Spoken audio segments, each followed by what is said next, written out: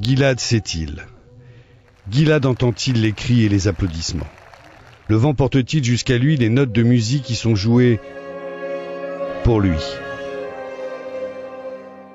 C'est quelques-unes des questions que se posaient les milliers de personnes venues de tout Israël pour assister à ce concert géant organisé au Parc Eshkol, à quelques centaines de mètres de la frontière avec la bande de Gaza, pour réclamer la libération du soldat Shalit aux mains du Hamas depuis plus de 4 ans, mais aussi pour soutenir Aviva et Noam Shalit, ses parents, dans cette interminable attente.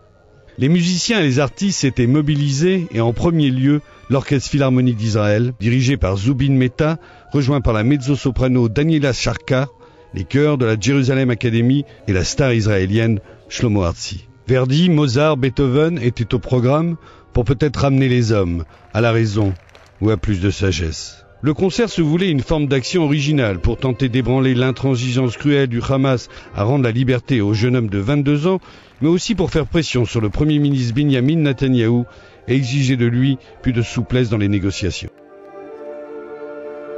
L'émotion est à son comble quand retentit les premières mesures de l'Hatikva, l'espoir en hébreu.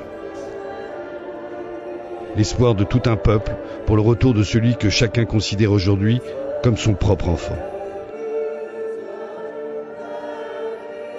Shalit, c'est le symbole, c'est l'enfant d'Israël, c'est l'enfant de tous les Israéliens. Gilad, on se tient debout avec toi. Et tout le monde est derrière toi. Et je sais qu'avec Akadosh Baruch Hu, tu seras rentré à la maison très rapidement. Le monde entier l'aime très fort et lui souhaite un vite retour à la maison. We want Gilad back. La fête est finie, chacun rentre chez soi. Gilad reste là-bas, seul, dans sa prison. Jusqu'à quand?